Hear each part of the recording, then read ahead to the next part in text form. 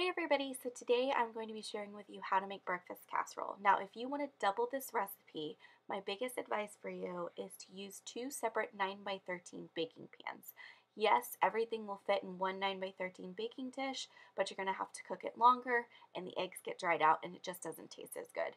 So if you double everything here, just make sure you're using two separate 9x13 baking dishes. I've learned from my mistakes and I just wanted to pass that little tip on to you. So for one 9x13 baking dish, you are going to need a pound of pork sausage or turkey sausage, whatever you want to add. You can add peppers here as well. I just didn't have any today. You're going to cook all of that up until it's done, drain the grease, and then add 1 pound to one 9x13 baking dish. Again, if you're doubling this, you're going to want to separate a pound into each 9x13 pan. Then for one pan, you're going to need a third cup of milk and 6 eggs. You're going to mix all that up and add in any seasoning you would like. Again, you can use spicy turkey sausage, whatever, salt, pepper, garlic powder. Add that to your meat. It's going to look like there's not enough egg, but it's going to cook up and puff up and it'll work out just fine, I promise. Then you're going to peel and cut potatoes, again, as much as you want, and make sure they're just, little sizes, and you're going to add those to salted boiling water for about 5 minutes. You don't want them to completely cook through, just easy enough to kind of pierce a little bit with your fork. Then I like to chop up some onion and add that to the pan. I don't like mine super mushy, so I don't cook those when I'm cooking up my meat. Add your drained potatoes and mushroom. I mean anything, guys. You can add anything to this. Top with as much cheese as you want.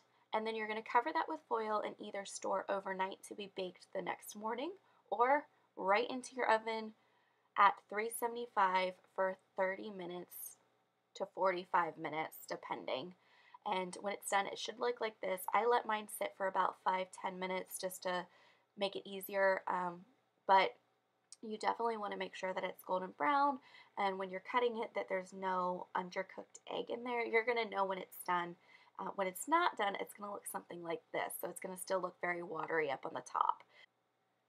And that's going to be it for me, guys. It's a very easy go-to breakfast for me. It's one of those things I do like to double batch because I do freeze half.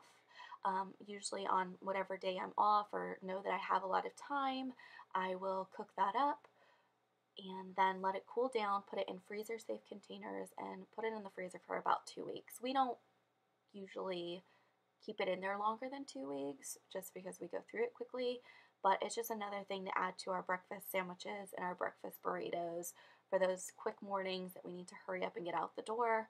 I like to have those on hand. So I do make enough just for 2 weeks, but most of the time that stuff goes through in about a week because we love our breakfast bowls. But if you're going to double batch it again, just make sure that you are using two separate 9x13 pans. We don't want the eggs to get dried out and then nobody eats it and it was just a waste. But yeah, that's going to be it, guys. Feel free to add whatever you want to this, and we will see you in just a few short days for Vlogmas. All right, bye, guys.